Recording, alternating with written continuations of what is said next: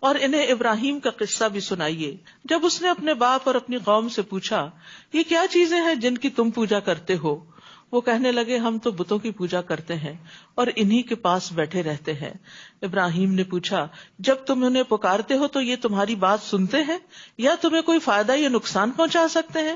وہ کہنے لگے نہیں، بلکہ ہم نے اپنے آباء و اجداد کو ایسا کرتے پایا۔ ابراہیم نے کہا بھلا دیکھو تو جن کو تم پوچھتے ہو اور تمہارے پہلے آباء و اجداد بھی پوچھتے رہے ہیں یہ تو میرے دشمن ہیں، یعنی جو جہنم میں لے جانے والے ہیں، بجز رب العالمین کے۔ کون ہے رب العالمین؟ اتنا خوبصورت اس کو ڈیفائن کیا ابراہیم علیہ السلام نے، الذی خلقنی فہو یہدین، جس نے مجھے پیدا کیا اور وہی میری رہنمائی کرتا ہے، والذی هو یطعمنی ویسقین، وہی مجھے کھلاتا ہے اور پلاتا ہے۔ اسی لیے رات کو سوتے وقت آپ آخری دعا کیا کرتے ہیں؟ آخری دعاؤں میں الحمدللہ الذی اطعمنا وسقانا، آپ اس کی تعریف کر کے سوتے ہیں جو آپ کو کھلاتا ہے اور پلاتا ہے۔ وَإِذَا مَرِضْتُ فَهُوَ يَشْفِينِ، اور جب میں بیمار پڑتا ہوں تو وہی مجھے شفا دیتا ہے۔ یہ ہے رب پر ایمان لانا، یہ ہے رب پر توکل، یہ ہے خالص توحید۔ اور پھر آپ دیکھیے کہ باقی چیزیں اللہ کی طرف منسوب کی اور مرض کو اپنی طرف منسوب کیا، هُوَ يُطْعِمُنِي وَيَسْقِينِ وَإِذَا مَرِضْتُ، کہ جب میں بیمار ہوتا ہوں۔ اور حقیقت یہ ہے کہ انسان کی بیماری اس کی اپنی ہی کوتاہیوں کا نتیجہ ہوتی ہے۔ ہم بیمار کیوں ہوتے ہیں؟ کیونکہ ہم اپنے ساتھ کوئی ایسا کام کر بیٹھتے ہیں جو ہمیں نہیں کرنا چاہیے تھا۔ وہ کیوں کر بیٹھتے ہیں؟ کیونکہ ہمیں پتہ ہی نہیں ہوتا کہ نہیں کرنا۔ مثلا آپ کوئی خاص چیز کھا رہے ہوتے ہیں، بڑی مزے کی ہوتی ہے، اور آپ کو نہیں پتا ہوتا کہ وہی کھا کے آپ کی طبیعت خراب ہو جاتی، تو آپ جاہل ہیں نا، آپ کو پتہ ہی نہیں ہے کہ آپ کے لیے کیا فائدہ مند ہے۔ تو اس لیے ہم اپنی جہالت، اپنی غفلت اور اپنی خواہشات کی وجہ سے ایسے کام کر بیٹھتے ہیں جن کی بعد ہم بیمار پڑ جاتے ہیں، چاہے وہ روحانی بیمار ہو چاہے وہ جسمانی بیمار ہو، وہ ہوتا اپنی ہی کسی غفلت کا نتیجہ ہے جس کو ہم بعض اوقات غلط سمجھ کر نہیں، ٹھیک سمجھ کے کر رہے ہوتے ہیں۔ تو بعض کام جن کو انسان ٹھیک بھی سمجھتا ہے لیکن وہ انسان کے حق میں غلط ہوتے ہیں اور وہ اس کو کسی نہ کسی طرح بیمار کر دیتے ہیں۔ تو ایسے میں جب انسان بیمار ہو جائے تو کس کے پاس جائے؟ اپنے رب کے پاس۔ اللہ تو ہی مجھے شفا دے، تو ہی مجھے شفا دے۔ ایک بہن اپنا ایکسپیرینس مجھے بتا رہی تھی کہ وہ مسجد میں کرسیاں ٹھیک کر رہی تھی، ایک کرسی ان کے پاؤں پہ لگی، پاؤں اتنا زیادہ سوج گیا کہ یعنی کہ شدید قسم کی وہ سوجن اور درد ہوئی۔ کہتی ہیں کہ رات کا پچھلا پیر تھا، میں اللہ کو پکارتی رہی اور ساتھ میں نے دوا کھا لی اور صبح اٹھی تو بالکل ٹھیک چلنے کے قابل تھی۔ تو بعض اوقات یہ ہے کہ ہم دعا کے وقت میں دعا نہیں کرتے، یا صرف آہیں بھرتے رہتے ہیں، یا پھر صرف دوائیاں کھاتے رہتے ہیں۔ تو یہ بات ریسرچ سے بھی ثابت ہے کہ دوا کے ساتھ دعا کرنے والے مریض جلد صحت یاب ہوتے ہیں، اور اللہ ہی اصل میں تو شفا دیتا ہے، دوا میں بھی تاثیر وہ ڈالتا ہے، اور اس وقت جب ڈاکٹر کو اللہ ہی سمجھ دے کہ یہ دوا اس مریض کو دے دو، ورنہ وہ الٹی بھی دے دیتا ہے اور انسان ڈاکٹروں کے ہاتھوں مرتے بھی ہیں۔ پچھلے دنوں میں ایک آرٹیکل پڑھ رہی تھی کہ کس کثیر تعداد میں لوگ ڈاکٹروں کے ہاتھ مرتے، کہتے ہیں ایکسیڈنٹس میں اتنے لوگ نہیں مرتے جتنے ڈاکٹروں کی غلط دوائیاں تجویز کرنے سے مرتے۔ جہالت ہے نا، ہم جتنے بھی پڑھ لکھ جائیں، اللہ کے آگے ہمارا علم کیا ہے؟ تو اس لیے جب ہم دعا کرتے ہیں تو اللہ تعالیٰ صحیح چیز کی طرف ہمیں رہنمائی کرتا ہے۔ تو وہ کہتا ہے نا، خاک کی پڑیا میں بھی شفا ہو جاتی ہے، تو وہ خاک کی پڑیا میں شفا اللہ تعالیٰ ہی ڈالتا ہے۔ اسی لیے ہم دعا کرتے ہیں اللہم انت الشافی لا شفاء الا شفاؤک اشف شفاء لا یغادر سقما۔ اور بارہا میں یہ آیات شفا کے کارڈ اور کتابوں کی تشہیر کر چکی ہوں۔ حرص یہی ہے، اور بنائے بھی اسی لیے گئے تاکہ لوگ فائدہ اٹھائیں، لوگوں کی تکلیفیں دور ہوں، کیونکہ رحم آتا ہے، ترس آتا ہے جب لوگ سفر کر رہے ہوتے ہیں اور علاج موجود ہوتا ہے۔ کیونکہ ہمارا ایک ٹرینڈ ہو چکا ہے نا کہ صرف کیمیکلز ہی استعمال کرنے ہم نے علاج کے لیے، کریں وہ بھی، لیکن اس کے ساتھ ساتھ دعاؤں کی بھی کثرت کر دیں۔ اور جتنی پابندی آپ اینٹی بایوٹک لینے میں کرتے ہیں گھنٹوں کی، ایسے ہی صبح شام کے اذکار کی بھی پابندی کریں کہ وہ ٹائم مس نہ ہو۔ اور پھر یہ ہے کہ انسان کا پورا یقین بھی اس بات پر ہو کہ شفا اللہ ہی دیتا ہے، اور اللہ سبحانہ وتعالیٰ دوا کے بغیر بھی شفا دے سکتا ہے۔ جیسے یعقوب علیہ السلام کی آنکھیں لوٹ آئی تھیں کسی آپریشن سے، ان کا وہ موتیا ٹھیک کر دیا گیا تھا؟ نہیں، بس اللہ کا حکم ہوا، قمیص ڈالی گئی اور آنکھیں دیکھنے لگی۔ یہ قرآن بتا رہا ہے ہمیں، تو ہمارا یقین ہونا چاہیے، کیونکہ جس یقین سے ہم دعا مانگتے ہیں نا، اسی سے پھر ہمیں فائدہ ہوتا ہے۔ تو اللہ تعالیٰ سے شفا اور آسانیاں طلب کرنی چاہیے۔ والذی یمیتنی ثم یحیین، نیز وہی مجھے موت دے گا، پھر وہی مجھے زندہ کرے گا. یہ ہوتا ہے رب جس کے ہاتھ میں میری موت اور زندگی ہے، اور جس سے میں توقع رکھتا ہوں ان یغفر لی خطیئتی یوم الدین، کہ قیامت کے دن وہ میری خطائیں معاف کر دے گا، بدلے کے دن معافی مل جائے گی. رب اغفر لی خطیئتی یوم الدین، یہ نہیں کہا یوم القیامہ، یوم الاخر، یوم الدین، جس دن بدلہ ملنا ہے. مجھے پتا ہے میری غلطیاں ہیں، میرے قصور ہیں، میری خطائیں ہیں، تو مالک یوم الدین ہے، بس اس دن مجھے معاف کر دینا. ربی حب لی حکما والحقنی بالصالحین. اب رب سے دعائیں کرتے ہیں. اس کے بعد ابراہیم علیہ السلام نے دعا کی، اے میرے رب مجھے حکمت عطا کر. ہمیں بھی بڑی ضرورت ہے. حکمت وہ سمجھ ہوتی ہے جو اللہ دیتا ہے، ایک ہوتی ہے سمجھ بوجھ جو ہم کتابوں سے تجربات سے حاصل کرتے ہیں، اور حکمت وَمَن يُؤْتِ الْحِكْمَةَ فَقَدْ أُوتِيَ خَيْرًا كَثِيرًا، یہ سراسر اللہ کا انعام ہوتی ہے، اللہ سے مانگنی چاہیے. اور جب حکمت آ جاتی ہے تو آپ کے اندر ایسی فراست آتی ہے، آپ چیزوں کو اس طرح سمجھنے لگتے ہیں کہ جیسے کوئی اور سمجھ نہیں پاتا، اور بعض اوقات آپ کا نقطہ نظر لوگ نہیں سمجھ پاتے، اتنی دور رس آپ کی نگاہ ہو جاتی. کوئی چھوٹی سی بات کرتا ہے، اس سے آپ ایک بڑی بات کا نتیجہ اخذ کر لیتے ہیں. یہ حکمت کی وجہ سے ہوتا ہے.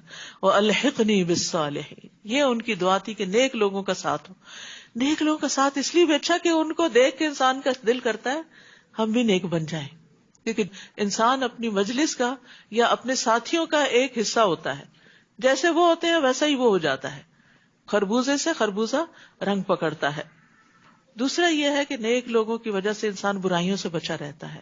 پھر یہ ہے کہ نیک لوگوں کے ساتھ ساتھ ہوتا ہے تو مرتے وقت وہی قریب ہوتے ہیں اور کلمہ پڑھوا دیتے ہیں. نیک لوگوں کا ساتھ ہو تو پھر مرنے کے بعد بھی وہ دعائیں کرتے رہتے ہیں. اور نیک لوگوں کا ساتھ ہو تو وہ ان پر ایسا اعتماد کا لیول ہوتا ہے کہ آپ کو پتا ہوتا ہے انہوں نے ہماری غیبت نہیں کرنی، انہوں نے ہمیں دھوکہ نہیں دینا. کیا لذت ہوتی ہے اس کمپنی میں کہ جس کے بارے میں آپ کو یہ ٹرسٹ ہو کہ یہ ہمارے ہمدردی ہیں، یہ ہمارے لیے خیر ہی چاہیں گے. کتنی خوشی ہوتی ہے آپ کو ایسے لوگوں سے مل کر، اور کتنی تکلیف میں ہوتے ہیں آپ جب آپ کو یہ پتا ہو کہ آپ کا ساتھی جو ہے وہ دھوکے باز ہے، کہ چاہے یہ گھر کے اندر ہو ساتھی یا گھر کے باہر کوئی انسانوں کے جو کلیگز ہیں یا کوئی بھی لوگ جن کے ساتھ انسان مل جل کے رہتا ہے، اس کی سوشل لائف ہے. وَاجْعَلْ لِي لِسَانَ صِدْقٍ فِي الْآخِرِينَ، اور پچھلے لوگوں میں مجھے سچی ناموری عطا کر. یہ سچی ناموری کیوں؟ کیونکہ بہت سے لوگ کام نہیں کرتے لیکن تعریف بہت چاہتے. منافقین کی بھی کوالٹی تھی وَيُحِبُّونَ أَن يُحْمَدُوا بِمَا لَمْ يَفْعَلُوا، وہ پسند کرتے ہیں کہ ان کی اس کام پہ تعریف کی جائے جو انہوں نے کیا ہی نہیں. استغفر اللہ. یہ ہم سب کو بھی اپنا جائزہ لینا چاہیے کہ ہم انڈیو ایڈوانٹیج تو نہیں لیتے کہ کام ہم نہیں کرتے، کام دوسرے کریں اور فرنٹ پہ ہم ہو کہ جیسے سارا کمال ہم نے کیا. تو ایسی چیز سے بھی پناہ مانگنی چاہیے، کیونکہ یہ بہت بڑا دھوکہ، انسان نیکیوں میں پیچھے رہ جاتا ہے. کیونکہ جب سب واہ واہ کرنے لگتے تو انسان تو ہوتا ہے میں تو بہت کچھ بن گیا ہوں. تو ہو سکتا ہے کہ ان کی آنکھوں کا دھوکہ اور وہ جھوٹی تعریف کر رہے ہوں، یا ویسے ہی آپ کی ایک کرٹیسی میں کوئی بات آپ کے لیے کہہ رہے ہوں. تو ابراہیم علیہ السلام نے بڑی خوبصورت دعا مانگی کہ اللہ سچی ناموری، یعنی جو واقعی درست ہو اور بعد میں بھی لوگ اچھے الفاظ سے یاد کریں تاکہ ان کے لیے بھی ایک نمونہ بن جاؤں. تو اللہ سبحانہ تعالیٰ نے ابراہیم علیہ السلام کو کیا بنا دیا، پھر نبی صلی اللہ علیہ وسلم اور آپ کے ساتھیوں کے لیے کیا ہے، بہترین نمونہ ہے. اور مجھے نعمتوں والی جنتوں کے وارثوں میں شامل کر دے، اور میرے باپ کو معاف کر دے، بلا شبہ وہ گمراہوں میں سے ہے. اور جس دن لوگ دوبارہ اٹھائے جائیں گے مجھے رسوا نہ کرنا، یعنی باپ کی وجہ سے. جس دن مال اور اولاد کام نہ آئے گی، مال اور بیٹے فائدہ نہ دیں گے، بجز اس کے کہ کوئی اطاعت گزار دل لے کر اللہ کے حضور حاضر ہو. الا من اتى اللہ بقلب سلیم. یہ قلب سلیم کیا ہوتا ہے؟ اس کی 5 صفات ہوتی ہیں: اسلم، سلم، استسلم، سلم، سالم. اسلم کا معنی ہے وہ اللہ کے لیے مطیع ہے. سلم کا معنی ہے اس نے رسول اللہ کی اطاعت کو تسلیم کر لیا. استسلم کا معنی اس نے اللہ کی قضاء اور قدر کے فیصلے کو قبول کر لیا. سلم کا معنی ہے وہ ہر اس چیز سے سلامتی میں آ گیا، پاک ہو گیا جو اللہ کے ذکر اور عبادت سے دور کرنے والی ہے. سالم کا معنی ہے اس نے اللہ کے دوستوں سے صلح کر لی اور اللہ کے دشمنوں سے دشمنی کر لی. تو یہ سلامت دل کی 5 صفات ہیں. جس انسان کے اندر یہ 5 کوالٹیز ہوں گی اس کا دل قلب سلیم ہوگا، اور پھر وہ قلب سلیم اس کے لیے نجات کا باعث ہوگا، یہ کام آئے گا، کیونکہ اللہ تعالیٰ انسان کے دل کی حالت کو دیکھے گا. اللہ شکل نہیں دیکھے گا، دل دیکھے گا. رسول اللہ صلی اللہ علیہ وسلم سے پوچھا گیا افضل لوگ کون ہیں، بہترین کون لوگ ہیں؟ فرمایا ہر پاک صاف دل والا، زبان کا سچا. لوگوں نے کہا زبان کے سچے کو تو ہم جانتے ہیں، یہ پاک صاف دل والا کون ہے؟ فرمایا پرہیزگار، صاف ستھرا، جس کے دل میں نہ گناہ ہو، نہ ظلم، نہ کینہ، نہ حسد. اللہ ہم ان سب چیزوں سے بچائے، کیونکہ کہیں نہ کہیں سے یہ حسد آ ہی جاتا ہے انسان کے اندر، اور یہ اللہ کے رحمت سے ہی انسان سے دور ہوتا ہے. اور قلب سلیم کی دعا بھی کرنی چاہیے. وَأَسْأَلُكَ قَلْبًا سَلِيمًا وَلِسَانًا صَادِقًا وَأُزْلِفَتِ الْجَنَّةُ لِلْمُتَّقِينَ. اس دن جنت پرہیزگاروں کے قریب لے آئی جائے گی اور گمراہ لوگوں کو جہنم سامنے دکھائی جائے گی، اور ان سے کہا جائے گا تمہارے وہ معبود کہاں ہیں جن کی تم اللہ کے سوا پوجا کرتے تھے؟ کیا وہ تمہاری مدد کر سکتے ہیں یا وہ اپنے آپ کو بچا سکتے ہیں؟ ان معبودوں کو اور ان گمراہوں کو جہنم میں منہ کے بل پھینک دیا جائے گا، اور ابلیس کے سب لشکروں کو بھی جو اس کے ساتھی ہیں. قالوا وهم فيها يختصمون. جہنم میں یہ سب آپس میں جھگڑ رہے ہوں گے. گمراہ لوگ اپنے معبودوں سے کہیں گے تاللہ ان كنا لفی ضلال مبین، اللہ کی قسم ہم تو واضح گمراہی میں مبتلا تھے. اب کیا فائدہ ماننے کا؟ دنیا میں کاش نظر آ جاتی، آنکھیں کھل جاتی. جبکہ تمہیں رب العالمین کے برابر سمجھ رکھا تھا، ہمیں مجرموں نے اس گمراہی میں ڈالا تھا. اب دوسروں کو بلیم کریں گے، آج تو ہمارا کوئی سفارشی بھی نہیں، نہ کوئی مخلص دوست. کاش اگر ہمیں ایک دفعہ پھر دنیا میں لوٹنے کا موقع مل جائے تو ہم مومنوں میں شامل ہوں. مخلص دوست ہوتے تو دنیا میں ہی برائی سے روکتے. ان فی ذلک لآیہ وما کان اکثرهم مؤمنین. اس میں بھی ایک نشانی ہے اور ان میں سے اکثر ایمان لانے والے نہیں، اور بے شک آپ کا رب ہی سب پر غالب اور رحم کرنے والا ہے. نوح کی قوم نے بھی رسولوں کو جھٹلایا تھا، جبکہ ان کے بھائی نوح نے ان سے کہا کیا تم اللہ سے نہیں ڈرتے؟ میں تمہارے لیے ایک امانت دار رسول ہوں، لہٰذا اللہ سے ڈرو اور میری اطاعت کرو. میں تم سے اس تبلیغ پر کوئی صلہ نہیں مانگتا، میرا صلہ تو اللہ رب العالمین کے ذمہ ہے، لہٰذا تم اللہ سے ڈرتے رہو اور میری اطاعت کرو. وہ کہنے لگے کیا ہم تجھ پر ایمان لائیں، حالانکہ تمہاری پیروی تو بہت گھٹیا لوگوں نے کی ہے. نوح علیہ السلام نے کہا میں کیا جانوں کہ وہ کیا کام کرتے ہیں، ان کا حساب تو میرے رب کے ذمہ ہے. کاش تم شعور رکھتے، میں ایمان لانے والوں کو پرے ہٹانے والا نہیں، میں تو بس ایک صاف صاف ڈرانے والا ہوں. وہ کہنے لگے نوح اگر تم باز نہ آئے تو تمہیں سنسار کر دیا جائے گا. تو نوح علیہ السلام نے دعا کی اے رب میری قوم نے مجھے جھٹلا دیا، لہٰذا میرے اور ان کے درمیان قطعی فیصلہ کر دے اور مجھے اور میرے ساتھی مومنوں کو ان سے نجات دے. چنانچہ ہم نے اسے اور اس کے ساتھیوں کو ایک بھری ہوئی کشتی میں سوار کر کے بچا لیا اور اس کے بعد باقی لوگوں کو غرق کر دیا. اس واقعے میں بھی ایک نشانی ہے مگر ان میں سے اکثر لوگ ماننے والے نہیں، اور یقیناً تمہارا رب سب پر غالب اور رحم کرنے والا ہے. قوم عاد نے بھی رسولوں کو جھٹلایا تھا، جبکہ ان کے بھائی ہود نے انہیں کہا تھا کیا تم اللہ سے نہیں ڈرتے؟ میں تمہارے لیے امانت دار رسول ہوں، تو اللہ سے ڈرو اور میری اطاعت کرو. میں تم سے اس تبلیغ کا کوئی صلہ نہیں مانگتا، میرا صلہ میرا اجر تو اللہ رب العالمین کے ذمہ ہے.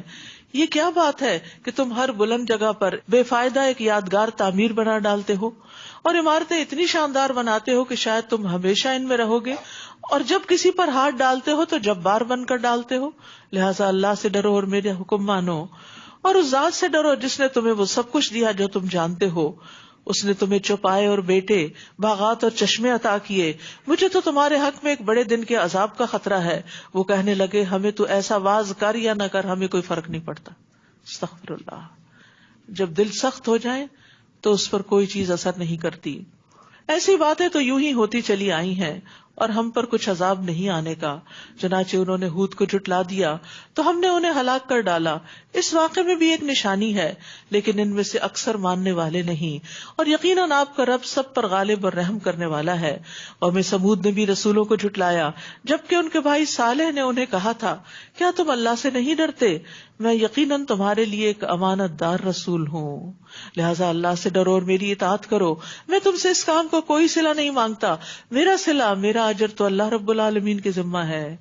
آپ دیکھیے ہر پیغمبر کی دعوت کا ایک ہی انداز ہے، ایک ہی رب کی طرف سب نے بلایا ہے، توحید کا سبق دیا ہے.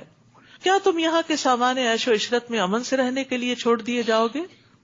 ان باغات میں اور چشموں میں اور کھیتوں میں اور کھجوروں میں جن کے خوشے بہت ملائم ہیں، اور تم پہاڑوں کو تراش تراش کر فخریہ ان میں گھر بناتے ہو، سو اللہ سے ڈرو اور میری اطاعت کرو اور حد سے گزرنے والوں کی بات نہ مانو، جو ملک میں فساد کرتے پھرتے ہیں اور اصلاح کا کوئی کام نہیں کرتے، یعنی اللہ کی اطاعت نہیں کرتے اور نافرمانیاں ہی کرتے جا رہے ہیں۔ وہ کہنے لگے تم تو ایک سحر زدہ آدمی ہو، تم ہمارے ہی جیسے ایک آدمی ہو، اگر تم سچے ہو تو کوئی نشانی لاؤ۔ صالح علیہ السلام نے کہا نشانی یہ اونٹنی ہے، ایک دن اس اونٹنی کے پانی پینے کے لیے مقرر ہے اور ایک دن تم سب کے لیے، اسے کوئی دکھ نہ پہنچانا ورنہ ایک بڑے دن کا عذاب تمہیں آ لے گا۔ مگر ان لوگوں نے اس اونٹنی کی کونچیں کاٹ ڈالی، پھر عذاب کے ڈر سے لگے پچھتانے، آخر عذاب نے انہیں آ لیا۔ اس واقعے میں بھی ایک نشانی ہے مگر ان میں سے اکثر ماننے والے نہیں۔ یاد رکھیے جب بھی کسی گناہ پر پچھتاوا ہو تو توبہ کریں، خالی پچھتاتے نہ رہیں۔ بہت سے لوگ پچھتانے میں اپنی انرجی ویسٹ کر دیتے ہیں، کاش میں یہ نہ کرتی، میں یہ گناہ نہ کرتی، میں وہاں نہ جاتی۔ نہیں، اب کیا کریں؟ انڈو کریں اس کو۔ ان الحسنات یذہبن السیئات، نیکیاں برائیوں کو دور کر دیتی ہیں۔ اسی طرح کسی انسان کے حق میں کوئی کمی کوتاہی ہو، کسی کی غیبت ہو گئی مثلا، آپ نے کوئی غلط مذاق کر دیا اور اس کا دل ٹوٹ گیا، کسی کے ساتھ آپ نے کوئی اور بدگمانی کر لی، اب بعد میں جو ضمیر ہوتا ہے نا وہ انسان کو بتاتا ضرور ہے ایک دفعہ یہ تم نے ٹھیک نہیں کیا، جس چیز پر اندر سے آواز آئے یہ ٹھیک نہیں، فوراً یہ توبہ استغفار شروع کر دی، یا اللہ تو مجھے معاف کر دے۔ پتہ نہیں کیسے منہ سے بات نکلی، میں نے ایسے سوچا ہی کیوں، یہ کام کیوں کر دیا، میں نے اس کو نہ کیوں کر دی۔ بعض اوقات ہوتا ہے نا کوئی شخص ضرورت لے کے آتا ہے تو آپ غصے میں بیٹھے ہوتے ہیں، اس کو نہ کر دیتے ہیں اور بعد میں آپ کو افسوس ہوتا ہے، واپس چلے جائیں، سوری مجھ سے غلطی ہو گئی۔ پھر اسی طرح اللہ سبحانہ وتعالیٰ کے حق میں کوئی کمی ہو گئی، فوراً توبہ۔ تو اس چیز سے انسان کی انرجی پازیٹو رخ پہ چل پڑتی ہے اور وہ پریشانیوں اور غم سے اور تکلیف سے محفوظ ہو جاتا ہے۔ ورنہ شیطان کا طریقہ یہی ہے، پہلے غلطی کرواؤ اور پھر جب کر بیٹھے تو نادمی کرواتے رہو، پشیمانی رکھو، پریشانی رکھو۔ تو شیطان کی ان دونوں چالوں سے محفوظ رہنا ہے۔ آخر عذاب نے انہیں آ لیا کیونکہ توبہ جو نہیں کی۔ اس واقعے میں بھی ایک نشانی ہے مگر ان میں سے اکثر ماننے والے نہیں۔ بلا شبہ آپ کا رب بھی سب پر غالب اور رحم کرنے والا ہے۔ اور لوط کی قوم نے بھی رسولوں کو جھٹلایا تھا جبکہ انہیں ان کے بھائی لوط نے کہا تھا کیا تم اللہ سے نہیں ڈرتے؟ یقیناً میں تمہارے لیے امانت دار رسول ہوں۔ امانت رسولوں کا خاصہ ہوتی ہے، لہٰذا اللہ سے ڈرتے رہو اور میری اطاعت کرو، اور میں اس تبلیغ کے کام پر تم سے کوئی صلہ نہیں مانگتا، میرا صلہ تو اللہ رب العالمین کے ذمہ ہے۔ کیا تم جہان والوں میں سے مردوں کے پاس جاتے ہو اور تمہارے رب نے تمہارے لیے جو بیویاں پیدا کی ہیں انہیں چھوڑ دیتے ہو؟ بلکہ تم لوگ تو حد سے نکل گئے ہو، حد سے آگے گزر گئے ہو۔ وَالْأَنْتُمْ قَوْمٌ عَادُونَ، کہ تم نے کیا طریقہ اختیار کر لیا کہ جس میں رب کی ناراضگی بھی ہے، عورتوں کی حق تلفی بھی ہے اور فطرت کی خلاف ورزی بھی ہے۔ وہ کہنے لگے اے لوط تم اگر ان باتوں سے باز نہ آئے تو تمہیں جلاوطن کر دیا جائے گا۔ اس نے کہا میں تمہارے اس کام سے سخت بیزار ہوں، میں اس سے اگری نہیں کرتا، اور یہی مومن کی شان ہوتی ہے۔ پھر دعا کی اے رب جو کام یہ لوگ کر رہے ہیں اس سے مجھے اور میرے گھر والوں کو نجات دے دے، ہمیں اس ماحول سے نکال دے۔ چنانچہ ہم نے اسے اور اس کے سب اہل خانہ کو نجات دی بجز ایک بڑھیا کے جو پیچھے رہ جانے والوں میں شامل تھی۔ پھر باقی ماندہ لوگوں کو ہم نے ہلاک کر دیا اور ہم نے ان پر ایک خاص بارش برسائی۔ کتنی بری تھی وہ برسات جو ڈرائے جانے والے لوگوں پہ برسائی گئی۔ وہ پانی والی بارش نہیں تھی، وہ پتھروں کی بارش تھی۔ سوچئے کبھی اولے بھی پڑتے ہیں نا، تھوڑا سائز بڑا ہو جائے تو گھبراہٹ شروع ہو جاتی ہے، ونڈوز ٹوٹ جائیں گی، ونڈ سکرینز ٹوٹ جائیں گی، فصلیں تباہ ہو جائیں گی، کیا کیا نقصان ہو جائیں گے، اور اگر انسان خود باہر ہو تو چوٹ لگتی ہے، مگر وہ آپ نے دیکھا ہوگا کہ اولے زمین پہ گرتے ٹوٹ جاتے ہیں، آئسی تو ہوتی ہے، لیکن یہ پتھر، اور وہ بھی کھنگر کی قسم کے پتھر جو سخت پکے پتھر تھے کہ جو لگ کے بھی ٹوٹنے والے نہیں تھے، بلٹس کی طرح ان کے اندر جا رہے تھے اور ان کو ہلاک کرنے کا باعث تھے۔ اس واقعے میں بھی ایک نشانی ہے لیکن ان میں سے اکثر ماننے والے نہیں، اور یقیناً آپ کا رب سب پر غالب اور رحم کرنے والا ہے۔ اصحاب الایکا، اصحاب مدین نے بھی رسولوں کو جھٹلایا جبکہ ان سے شعیب نے کہا کیا تم ڈرتے نہیں؟ میں تمہارے لیے امانت دار رسول ہوں۔ ہر رسول نے اپنی امانت کی تسلی دی کہ میں جو بات کروں گا درست کروں گا. تو لہٰذا اللہ سے ڈرو اور میری اطاعت کرو. میں تم سے اس تبلیغ کا کوئی صلہ نہیں مانگتا، میرا صلہ تو اللہ رب العالمین کے ذمہ ہے. نہ پورا دیا کرو اور لوگوں کو گھاٹا نہ دیا کرو، اور سیدھی ترازو سے تولا کرو، اور لوگوں کو ان کی اشیاء کم نہ دیا کرو، اور زمین میں فساد نہ مچاتے پھرو. اور اس رب سے ڈرو جس نے تمہیں پیدا کیا اور تم سے پہلے لوگوں کو بھی. وہ کہنے لگے تم تو ایک جادو کے مارے ہوئے آدمی ہو اور ہم ہی جیسے ایک انسان ہو، اور ہم تو تمہیں جھوٹا ہی خیال کرتے ہیں.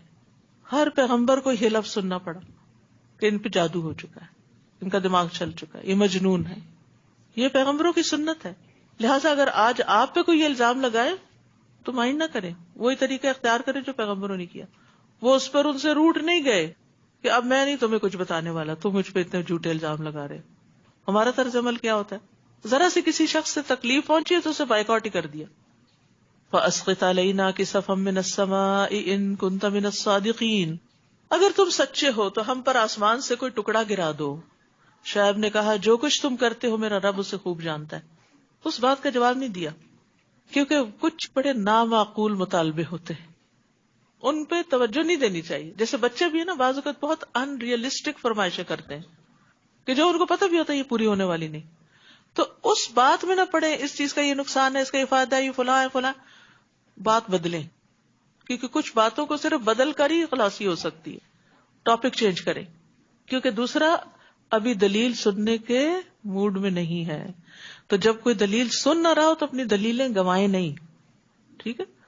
فَكَذَّبُوهُ فَأَخَذَهُمْ عَذَابُ يَوْمِ الظُّلَّةِ إِنَّهُ كَانَ عَذَابَ يَوْمٍ عَظِيمٍ. چنانچہ انہوں نے شعیب کو جھٹلا دیا تو سائے والے دن کے عذاب نے انہیں آ پکڑا. بلا شبہ وہ بڑے سخت دن کا عذاب تھا. اس واقعے میں بھی ایک نشانی ہے مگر ان میں سے اکثر ماننے والے نہیں ہیں. اور آپ کا رب یقیناً سب پر غالب اور رحم کرنے والا ہے. وَإِنَّهُ لَتَنزِيلُ رَبِّ الْعَالَمِينَ. بلا شبہ یہ قرآن رب العالمین کا نازل کردہ ہے. یہ قرآن کی ڈیفینیشن ہے. نزل بہ الروح الامین علی قلبک، جسے روح الامین یعنی جبریل لے کر آپ کے دل پہ نازل ہوئے، دل پہ اترا ہے قرآن. لتکون من المنذرین، تاکہ آپ خبردار کرنے والوں میں شامل ہو جائیں. قرآن کے آنے کا مقصد کیا ہے؟ کہ لوگوں کو خبردار کیا جائے. بلسان عربی مبین، جو کہ فصیح عربی زبان میں ہے. اس لیے عربی میں بھی پڑھنا ضروری ہے، یعنی عربی کا ترجمہ جاننا اور عربی زبان جاننا یہ بھی ضروری ہے تاکہ قرآن کو سمجھا جائے، اس سے لطف اندوز ہوا جائے. عربی کو ایک طرف رکھ کے صرف ٹرانسلیشن پڑھ لینا کافی نہیں ہوتا، وہ ٹرانسلیشن ہوتی ہے، قرآن نہیں ہوتا. اور یقیناً اس کا ذکر پہلے صحیفوں میں موجود ہے کہ آخری نبی کو ایک ایسی زبردست کتاب دی جائے گی. اولم یکن لہم آیہ ان یعلمہ علماء بنی اسرائیل، کیا ان اہل مکہ کے لیے یہ نشانی کافی نہیں کہ اس بات کو بنی اسرائیل کے علماء جانتے؟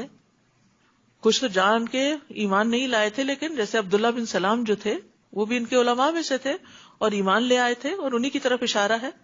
اور اگر ہم اس قرآن کو کسی اجمی پر اتارتے جو انہیں پڑھ کر سناتا تو بھی یہ اس پر ایمان نہ لاتے. اس طرح ہم نے مجرموں کے دل میں بس بےہودہ اعتراضات کرنا ہی ڈال دیا ہے کہ جب تک وہ دردناک عذاب نہ دیکھ لیں وہ ایمان نہیں لائیں گے. پھر اچانک ان پر دردناک عذاب آ جائے گا اور انہیں خبر تک نہ ہوگی. اس وقت وہ کہیں گے کیا ہمیں کچھ مہلت مل سکتی ہے؟ کیا یہ ہمارا عذاب جلد طلب کرتے ہیں؟ بھلا دیکھو اگر ہم انہیں برسوں عیش کرنے کی مہلت دے دیں پھر ان پر وہ عذاب آ جائے جس کا ان سے وعدہ کیا جاتا ہے تو بھی وہ سامان عیش و عشرت جس سے وہ لطف اندوز ہو رہے تھے ان کے کچھ کام نہ آئے گا. انسان کی موت کتنی بھی ٹل جائے، کتنا بھی انسان اس سے بچ جائے، لیکن ایک دن اس کو مرنا ہے، موت سے بچ نہیں سکتا. امام غزالی کی وہ مشہور کہاوت آپ نے سن رکھی ہوگی نا کہ ایک شخص کے پیچھے شیر لگ گیا، آگے کنواں تھا، اس میں اس نے چھلانگ لگا دی اور رسی پکڑ کے کہا میں محفوظ ہو گیا ہوں. لیکن نکلوں گا جب باہر، جب شیر جائے گا تو شیر بھی وہیں کھڑا رہا، اس کو بھی خوشبو آ رہی تھی. تو اتنے میں اس نے دیکھا کہ جو رسی ہے اس کو 2 چوہے کتر رہے ہیں، اور پھر تھوڑی دیر میں اس کی نظر ایک ہنی کامب پہ پڑی تو وہاں سے وہ شہد لے کے کھانے میں مصروف ہو گیا. جب وہ کھانے لگا تو اس کو بڑا مزہ آ گیا اور اس کو بھول گیا کہ شیر بھی کھڑا ہے اور جو 2 چوہے وہ بھی رسی کتر رہے ہیں. تو انسان کا حال یہی ہے کہ وہ ہنی کھانے میں مصروف ہے اور 2 چوہے کیا ہے؟ دن رات. تو یہ دن رات ہماری زندگی کو کم کر رسی کتر رہے ہیں. کترتے کترتے ایک دن پوری کتر جائیں گے. اور موت جو ہے وہ تو سر پہ کھڑی ہے شیر کی طرح, اس نے تو ٹلنا ہی نہیں. لیکن انسان یہ سمجھتا ہے کہ ابھی کچھ دن اور مزے کر لوں. تو بھلا جتنے بھی انسان مزے کر لے, آخر ایک دن تو مرنا ہی ہے. اس لیے عقل مند ہوا ہے جو اس کی تیاری کر لے, وہ ہنی کھانے میں مصروف نہ رہے, وہ دنیا کے میٹھے کے پیچھے نہ بھاگتا رہے کہ صرف اپنی خواہشات کی پیروی کرنا. دنیا کے مثلاً کون کون سے اہم کام ہوتے ہیں؟ تعلیم حاصل کرنا, شادی کرنا, یا گھر خریدنا, یا اور پراپرٹی بنانا, جاب کرنا وغیرہ وغیرہ. کوئی بھی چیز جس کو انسان اپنی زندگی میں بڑا اہم سمجھتا ہے کہ مجھے یہ کرنا ہے, تو پھر اس کے لیے کیا کرتا ہے؟ دن رات سوچتا ہے سوچتا ہے سوچتا ہے سوچتا ہے, پھر اس کے لیے سامان اکٹھا کرتا ہے, اس کے لیے اسباب مہیا کرتا ہے, اور پھر اس کو ایگزیکیوٹ کرتا ہے.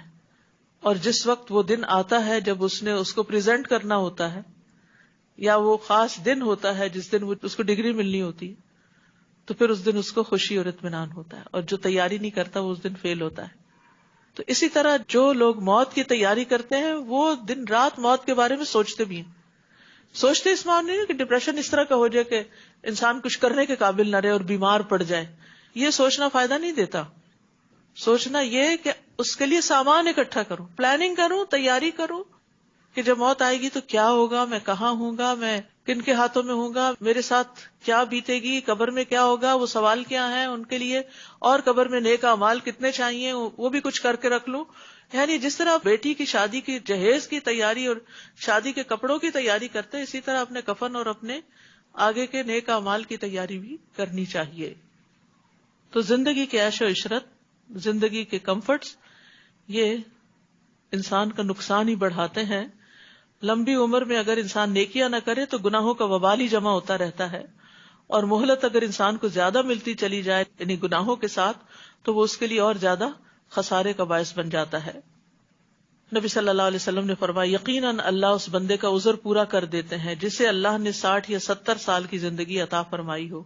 یقیناً اللہ اس کا عذر پورا کر دیتے ہیں, یقیناً اس کا عذر پورا کر دیتے ہیں. اب اس کے پاس کوئی بہانہ نہیں رہتا کہ ہائے میں تو اتنا مصروف تھا کہ مجھے نیکی کرنے کا موقع نہیں ملا. کیونکہ 60-70 سال کی عمر وہ ہوتی ہے جس میں انسان نے جو بننا ہوتا ہے بن چکا ہوتا ہے, جو جاب کرنی ہوتی کر چکا ہوتا ہے, وہ ریٹائر ہو چکا ہوتا ہے, عام طور پہ بچوں کی بھی شادیاں ہو چکی ہوتی ہیں, ساری ذمہ داریوں سے فارغ ہوتا ہے. اب بھی اگر وہ صرف دنیا کی رونقوں میں ہی جی رہا ہے اور اپنی آخرت کی تیاری نہیں کر رہا تو پھر خسارے میں ہی ہے. یہ وقت تو پھر زیادہ سے زیادہ میکسیمم انسان کو آخرت پر فوکس ہو کے گزارنا چاہیے. اس کا مطلب نہیں کہ پچھلی زندگی غفلت میں گزارے, لیکن جس کے 60 سال پورے ہو جائیں اس کو تو پھر آگے کی زیادہ سوچنی چاہیے پیچھے کی نسبت. لیکن افسوس یہ کہ آج کل بعض بزرگ جو ہیں وہ اپنی زندگی گزار کے بچوں کی زندگیوں میں ہی انٹرفیئر کر رہے ہوتے ہیں اور ان کا جینا حرام کیا ہوتا ہے. ہم نے بھی تجربے کیے, وہ بھی کر کے سیکھ جائیں گے. اگر ہماری بات نہیں بھی مانتے تو سو واٹ, کیا بڑی بات ہے, وہ بھی سیکھ جائیں گے, ایک دن سمجھ آ جائے گی ان کو بھی. تو بجائے اس کے کہ ہم ان کے لیے پریشان رہیں اور جلے کوڑیں اور ہر روز فون لگا کے ان کے حالات معلوم کرتے رہیں اور ان کو نصیحتیں کرتے رہیں, بہتر ہے ہم اپنے آپ کو کسی اچھے نیک کام میں مصروف کریں تاکہ خوشحال رہیں, خوش رہیں, اور اس کے ساتھ ساتھ آگے کی تیاری ہوتی رہے, وقت ضائع ہونے سے بچ جائے. اور ہم نے کبھی کسی ایسی بستی کو ہلاک نہیں کیا جہاں کوئی ڈرانے والا نہ بھیجا ہو جو انہیں نصیحت کرے, اور ہم ظالم نہیں.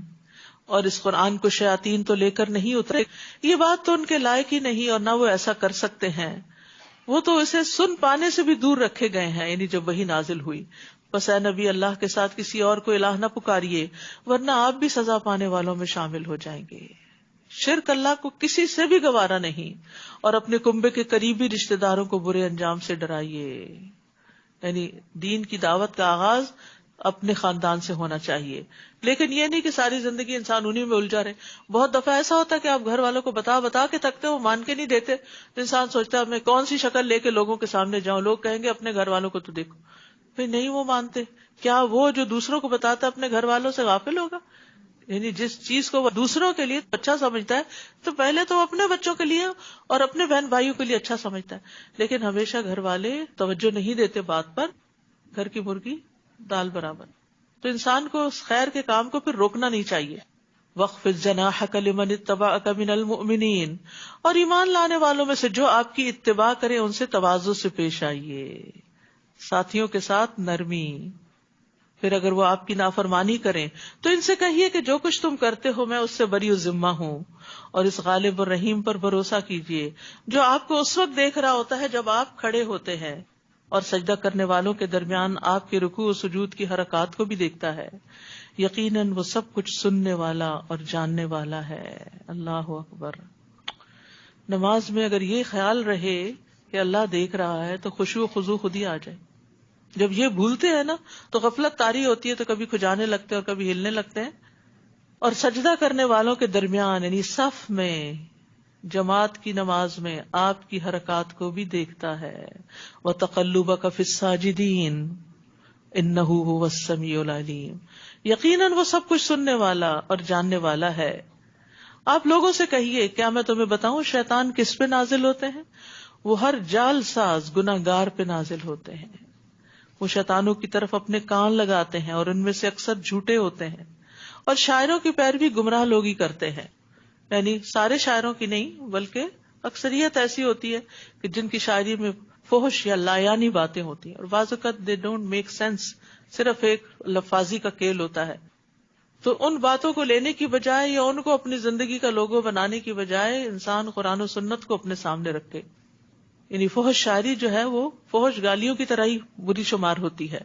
کیا تم دیکھتے نہیں کہ وہ خیالوں کی ہر وادی میں بھٹکتے پھرتے ہیں اور ایسی باتیں کہتے ہیں جو کرتے نہیں. قول و فعل کا تضاد. بعض اوقات شاعری بڑی پائے کی ہے، بڑی حکمت کی باتیں ہیں، لیکن ان کا اثر اپنی زندگی میں کوئی نہیں نظر آتا، بجز ان لوگوں کے جو ایمان لائے اور نیک عمل کیے اور اللہ کو بکثرت یاد کرتے رہے، اور جب ان پر ظلم ہوا تو انہوں نے بدلہ لے لیا، اور ان قریب ان ظالموں کو معلوم ہو جائے گا کہ وہ کس برے انجام سے دوچار ہوتے ہیں.